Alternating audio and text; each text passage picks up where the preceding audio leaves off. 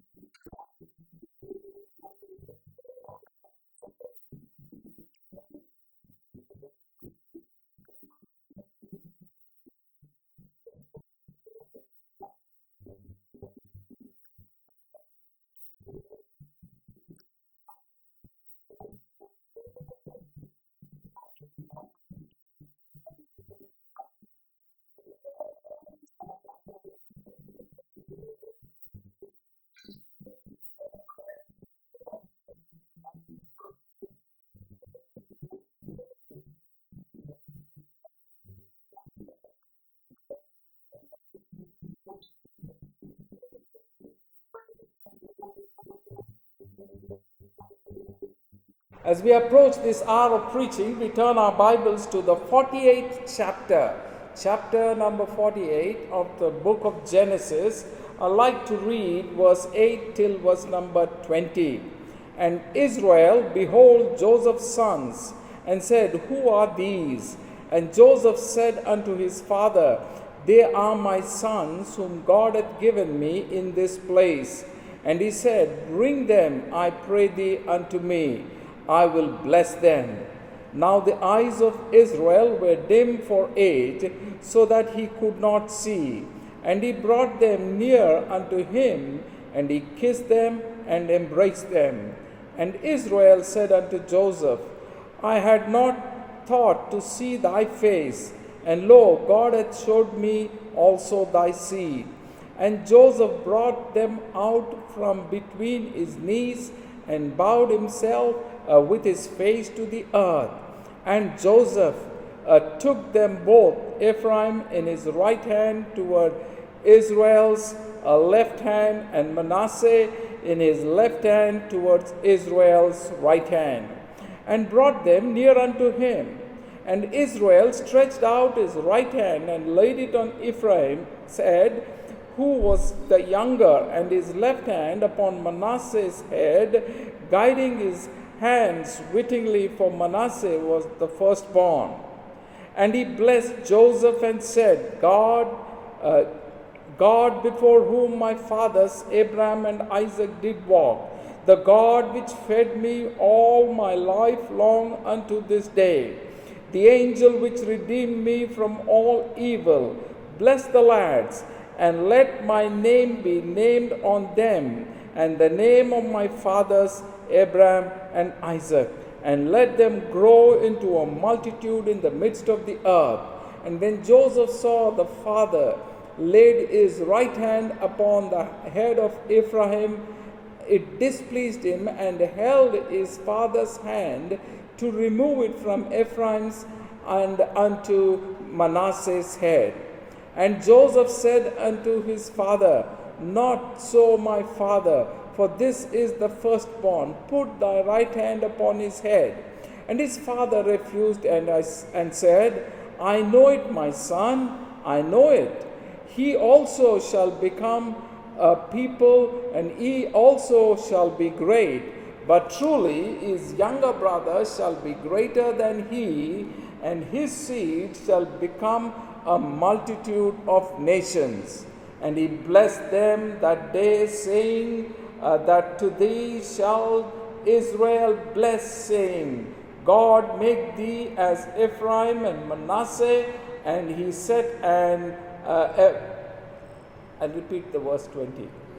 And he blessed them that day, saying, In thee shall Israel bless, saying, God made thee as Ephraim and as Manasseh, and he set Ephraim before Manasseh. May the Lord add his blessing to the reading of his word, is my prayer. Father and our God, as we continue to look into your word out of this book of Genesis, and as we consider this morning the blessing of the sons of Joseph by Jacob, allow us to understand, allow us to learn from what you have kept in store for us. Give us a word out of your word. Speak to me and speak through me. For in Jesus' precious name we pray. Amen. Beloved, we have been looking at the book of Genesis, having glimpses in the lives of the patriarchs. Especially, we have been focusing our attention, and for several weeks we have been looking first at the life of Abraham, and now we are looking these days at the life of Jacob. Jacob's journey has been a long one, and Jacob is the recipient of the blessings that God originally promised Abraham. And Abraham passed on his blessings to Isaac, and Isaac passed on his blessings to Jacob. And now, beloved, Jacob has been blessed mightily, and that promise which God had made, that he will make a nation out of him, seems to be coming true while these people are landed in the land of Egypt, and are now looking at the blessings that God has been blessing them with. We have seen several facets of the life of Jacob, how Jacob came into the land of Egypt, how he got reunited with his son Joseph, and how Joseph has already become the prime minister, the governor there in the land of Egypt, how he received his brothers, how the family of Jacob came on an entourage of 70 people and now began to live there in the land of Goshen. Beloved, we have noted how they were presented to Pharaoh and how the brothers were presented, how Jacob himself was presented to Pharaoh, and how Pharaoh told Joseph to give them the best of the land, and they began to live there in the land of Goshen. Beloved, as we look into the 47th chapter, towards the end of the chapter, the Word of God records for us the final days of Jacob. And please remember this, Jacob is also referred to as Israel. On that day when he confronted God Almighty at Bethel, beloved, God changed his name from the deceiver to the one who is able to prevail over God, and began to call his new name Israel. But as we read the scriptures, the Word of God from time to time uses both the names. And also we need to remember this fact and not forget that he is the grandson of the grandfather called Abraham. And now Jacob had come and lived in the land of Egypt for well over 17 years, bringing it to a total of 147 years. And beloved, Jacob in the heart of hearts came to know that his time has come. Israel understood his time has come, and he called for his son Joseph. Beloved, you need to understand all of the sons are around with him. Joseph was living in the palace of the Pharaoh as the prime minister or as the governor of the land of Egypt. And so he would call for his son. And he takes an oath of Joseph that you must, when I die, my body must be taken and be buried in the land of Canaan. I would like to be buried in that same place where my father has been buried, where that place has been bought as a cave that was meant for a private burial. That's where he buried his wife. That's where he buried Leah. That's where Isaac was buried. That's where Rebekah was buried. And so he makes him swear, and he tells, and Israel bowed himself upon the bed's head. Then after a while, the Word of God tells us that Jacob had become sick, and the word was sent to Joseph to come. And when Joseph comes, he brings along with him his two sons, and those two sons whose names are Manasseh and Ephraim. They accompany the father to come to bid farewell to the grandfather. And so when they come there, and Jacob said, Behold, thy son Joseph cometh unto thee. And Israel strengthened himself and sat upon the bed. And Jacob said unto Joseph, God Almighty appeared unto me at Luz in the land of Canaan and blessed me. Beloved, we need to understand in these final moments of his weakness, even as death was soon approaching, the Word of God here reminds us that Jacob mustered all his strength. When his son came, he got up and sat down on the bed. That was his desire to meet Joseph. And if you remember the prophecy that God had made to Jacob, your son Joseph will lay his hands upon your eyes, referring to that moment of death when he will lovingly close the eyes of the deceased father. And so, beloved, here they come together with two sons, and then he presents them, and they are there together in the presence of Jacob. And Jacob says to Joseph that God had appeared to me at Luz, some 20 odd years or even beyond that. God had appeared unto him at Luz, and that was the place where the name was given Bethel, the house of God. Or as we read, the God of the house of God, El Bethel. That place was Luz, and God appeared to him, and in that place, Jacob had given this new name and set up a pillar, a memorial, and poured out a drink offering. So he's reminding Joseph those good thoughts. God has blessed me. And he said unto me, Behold, I'll make thee fruitful, multiply thee. I will make of thee a multitude of people. I'll give the land to thy seed, for thee for an everlasting possession. Beloved, we need to understand this evening, this was the promise or the covenant God made to Abraham. It's the same words which Abraham passed it on to Isaac. And Isaac passed it on to his son Jacob. And now Jacob is passing it on to his son Joseph.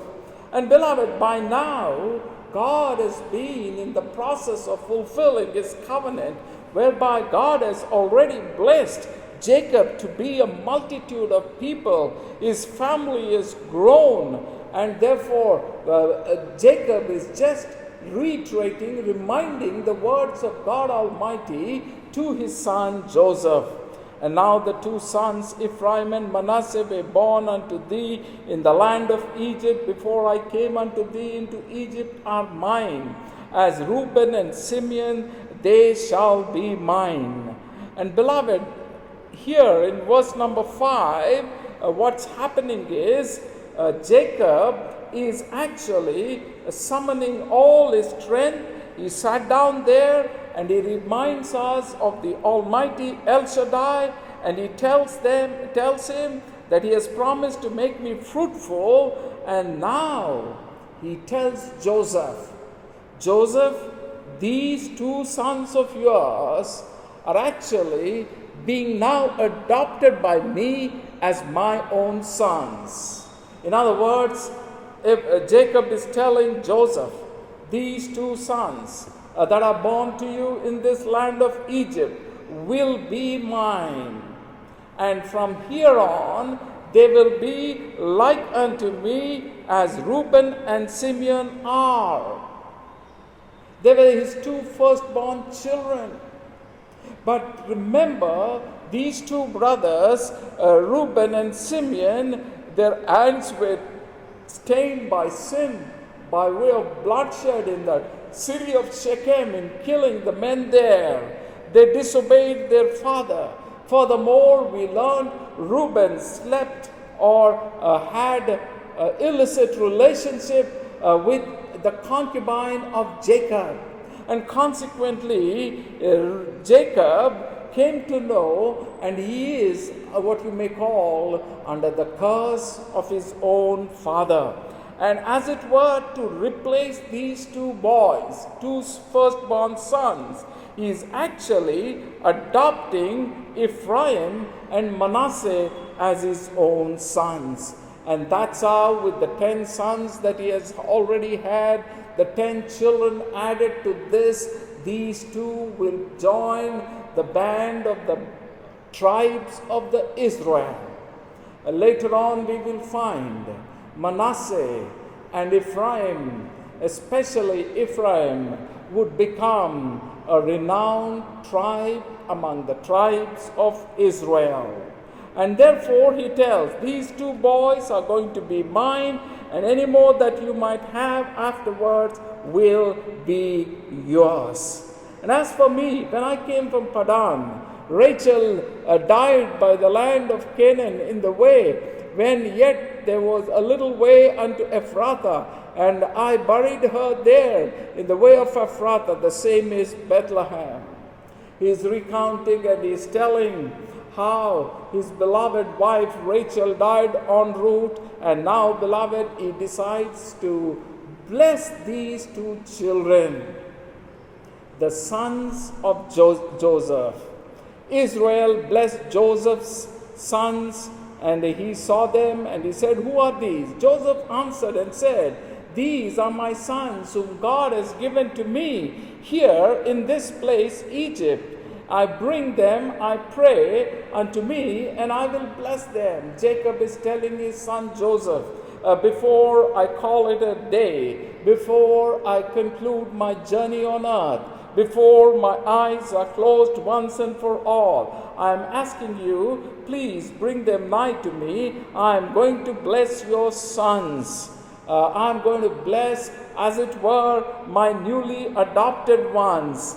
Before blessing them, Jacob kissed them, embraced them, and though his eyes were poor because of old age, beloved, he was able to bless Joseph and also his seed. Beloved, what a privilege for this man Jacob, the patriarch, who all these years before he came to Egypt has already been under the impression that his son Joseph was died by being killed by a wild beast. But all these has been cleared, and therefore he tells to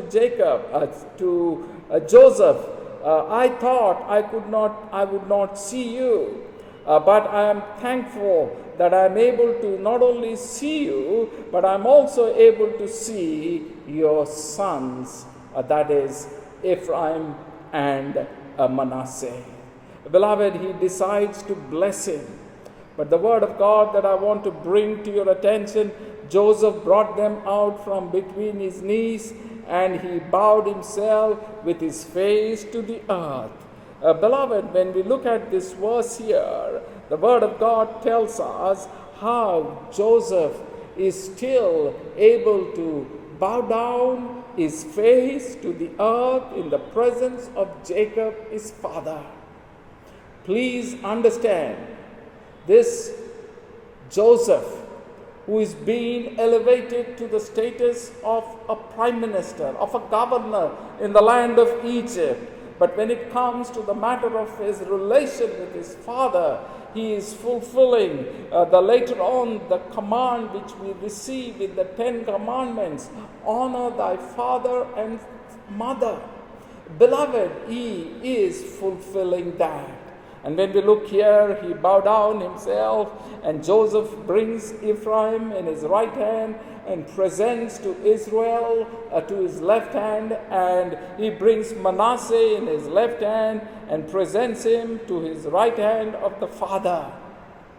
But listen to this, what happens is this: Jacob, by his own determination, his own will, was actually following the guidance of God. Now, according to the tradition, the firstborn receives the twofold blessings from the father. And so the anticipation of Jacob was this: Manasseh, who is the firstborn, should receive the blessings of Jacob with his right hand. He wanted Jacob to lay his right hand on the head of Manasseh.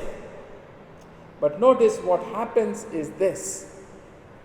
There, Jacob tells Joseph, "I am going to bless Ephraim with my right hand, and I am going to bless Manasseh with left hand. Although both will be blessed immensely, but special blessings are reserved for the younger one."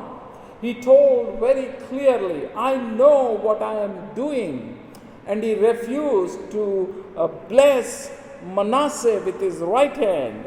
Therefore, what he does, Jacob, despite the dimness of his eye, despite his frailty, he crosses his hands and his left hand goes to Manasseh, and his right hand goes to Ephraim, thus putting a twofold blessing in the life of Ephraim.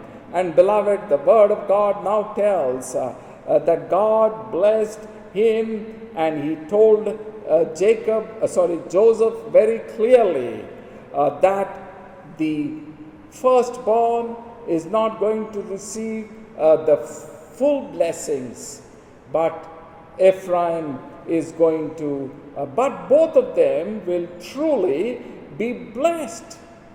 Both of them will outgrow into a multitude of nations. But listen what he says. But truly this younger brother shall be greater than he. Almost to remind us, the story is being repeated from the days of Isaac, when Jacob deceived his father, when Jacob deceived his brother Esau, and stole away the blessings of the firstborn. And therefore, the same or a similar story is being repeated here once more by the right hand of Jacob going over to Ephraim, and the left hand going over on to the head of Manasseh. And now he makes that declaration, but truly the younger brother shall be greater, and his seed shall become a multitude of nations. And beloved, that is how he blessed the two sons of his. Now please understand, this is actually a special blessing Jacob is originally extending to Joseph. But in blessing Ephraim and Manasseh, Jacob is actually blessing Joseph. And he is blessing Joseph in a greater and in a twofold manner. You need to remember, Joseph is Jacob's favorite son. Remember the old story when he made the coat of many colors, specially designed for Joseph. And that love and affection that he had for Joseph was greater than all the children that he had. Later on, of course, Benjamin receives the same love, because Joseph and Benjamin were the sons of his favorite wife, Rachel. And Israel said unto Joseph, Behold, I die, but God shall be with you, and bring you again unto the land of your fathers. And so, beloved, his closing final words and instructions that he is giving to his son Joseph is this: now that having blessed your sons, I want to remind you one thing: the nation of Israel will return to the land of Canaan. I've said this in the series of the preaching that Egypt was like unto a mother's womb, where the nation of Israel was being created, as it were, and the people that came in a small number grew to be a large nation, a large number, literally 2 million people by the time it came for the people of Israel to leave the land of Egypt under the leadership of Moses. Beloved, he promises them, he foretells him, and he says, you are going to return once more to the land of your fathers. Moreover, I have given to thee one portion above thy brethren, which I took out of the hand of the Amorite with my sword, with my bow. Beloved, he is now telling him, as he concludes the story, as he spoke to them that in the last days, that he is going to bless him, and he tells Joseph, I have blessed you in a twofold manner. Then, beloved, as Jacob is in his final moments, possibly, or final hours, he summons all the other children in the last days, and he tells them, gather yourselves, come closer, and I am going to bless you one after the other. And it is only after he has blessed them, all 10 of them, the word of God reminds us, and he gathered himself to his fathers. And the Lord willing, the next week we shall look into the 49th chapter, where the blessings of Jacob on his sons, as well as by way of prophecy, will be fulfilled and will be given to all the sons of Jacob. With this, I bring our morning message to a close, only to remind ourselves Joseph is blessed twofold. His younger son Ephraim is blessed greater than his older son Manasseh. But in blessing these two sons of Joseph, Jacob was actually blessing Joseph himself. And beloved, it is a blessing when someone blesses our children. Actually, it is a blessing that is extended to us as parents. It is with these thoughts that I would like to bring this message to a close, and let's look to the God, our God, in prayer. Let's pray. Father and our God, we thank you for this brief exposition in the final days in the life of Jacob, and how he brings his blessings upon his children, Joseph especially, and how he adopts those two boys, Ephraim and Manasseh, to be his own sons. And Lord, we thank you that at thy right hand there are great blessings that are made available to us. Thank you, Jesus. Bless this to our hearts. Allow us to walk and live by your way. In Jesus' name, amen.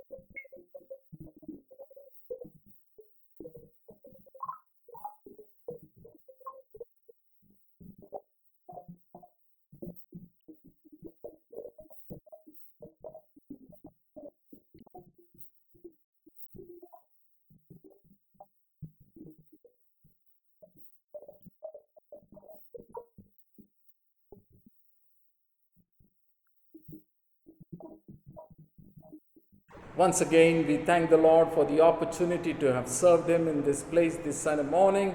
And in order to take leave of one another, let's receive the benediction. And now may the grace of our Lord Jesus Christ, the love of God the Father who is in heaven, and the sweet communion of the Holy Spirit rest and abide with each one of us, both now and forevermore. Amen.